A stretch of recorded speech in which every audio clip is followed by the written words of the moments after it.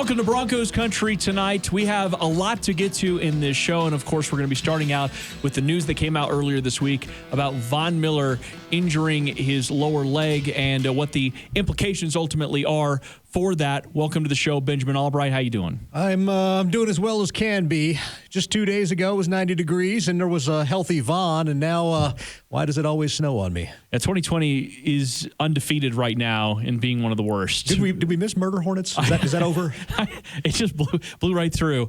Well, listen, so there's so much to kind of dissect with this, but the Von Miller news, last play of practice, if you're just now catching up, last play of practice ended up non-contact injury.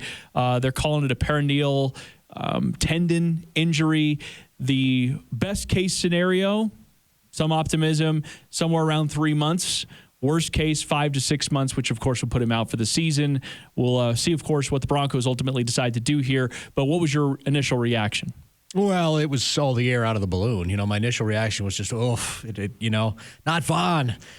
So it's one of those things that, man, it hit Broncos country pretty hard as it was unfolding and as it came out. And, I got to thinking, though, I was like, Malik Reid really did have a great camp. And while Malik Reid is not Von Miller, and I'm not trying to hype anything up here, there should be a sense of cautious optimism that the second-year player who got plenty of reps last year could come in and at least try to admirably fill in that spot. So I'm trying to take some optimism from that. I made a few calls, but seeing what the Broncos are going to do to try to fill that spot, it looks like they may look for some depth. I don't think these big names that have been floated out there, I don't think that's going to be part of the plan, but I think they're going to try to find some depth. Somebody knows Vic's scheme, that they can get another body in there and go from there. Yeah, we'll talk a little bit more about some of the names that are out there, but I'm glad you brought up Malik Reid because he really did have a great training camp. Seemed like a guy, and we talked to him on this show just a couple of weeks ago during training camp, seemed like a guy that had taken a huge step forward in year two. I wouldn't say he was the unblockable guy like Von Miller was out there, but there were practices where he was very disruptive.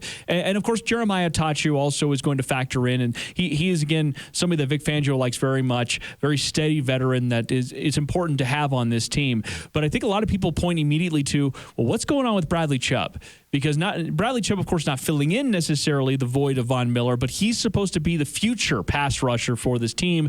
But as you were telling me on the show earlier this week, he's going to be on a pitch count more than likely against the Titans. That had been the plan. The plan had been he was going to be on a pitch count and that Jeremiah Tachu would back him up, spell him on that side. Malik would be the backup for Von on the other side. And that's how they were approaching this game. Obviously, a wrench has been thrown in that plan since then. Malik will take the starting job for Von Miller. Jeremiah Tachu will back both of them up, and they're going to still try to pitch count Chubb as best they can with Calitro in there as an emergency guy to slide to the outside till they get the situation figured out. Right, because you don't have Justin Hollins here anymore. They don't, and with COVID protocols, you're not going to be able to get somebody in here by the time the Titans game is ready to go and get them prepared and ready to play. Yeah, so you're going to be working mostly with what you have, and I think a lot of people said that. I remember doing a video earlier this week talking about that, saying you're not immediately going to get the level of production of Von. And it's not even just the production, it's the amount of attention he also gets. You're not going to be getting that in this game against the Titans, and it may not even ever really happen. What you can do is work with what you have, and the Broncos have at least some intriguing depth. It's not like it's a foregone conclusion that they're going to fall off the cliff here without Von, but I do remember us doing a poll somewhere in the offseason about the one guy that you could not stand losing, and I remember Von Miller's name being at the top of that list. Well, it's not just how great Von is, and Von is a generational, preeminent pass rusher of the past decade.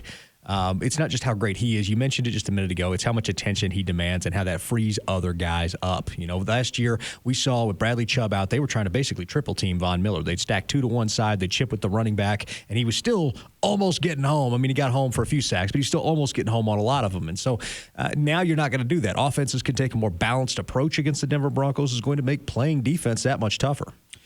Let's talk about some of those names. You reported on a name last night on Twitter, Isaiah Irving, who was with the Bears last year, and he has experience with Vic Fangio because he's been with the Bears since 2017. Why do you like that name?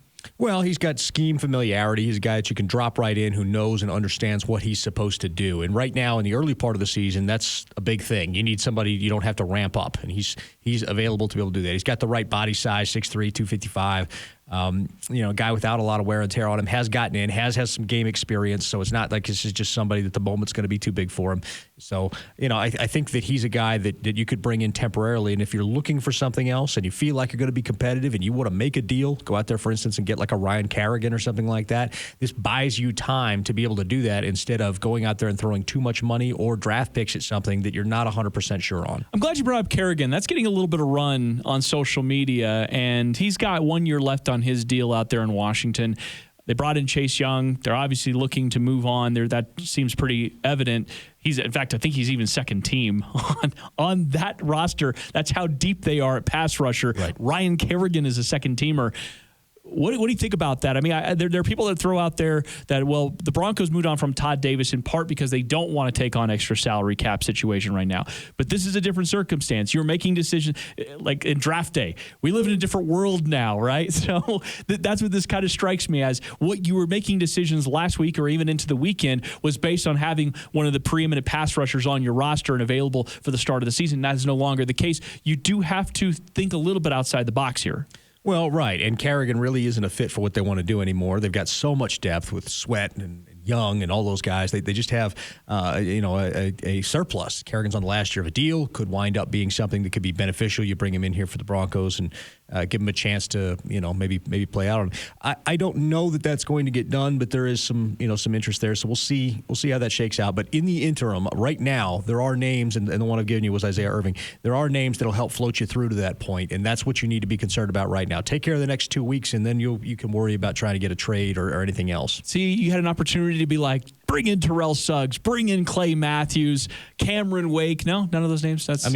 Cameron Wake is 38 years old. Yeah, Terrell Suggs, I think, is older than that. And what was the other name you mentioned? Clay Matthews. Yeah. When was the last time Clay Matthews was a factor? Like 4 years ago? Okay. Just miss me with that. All right.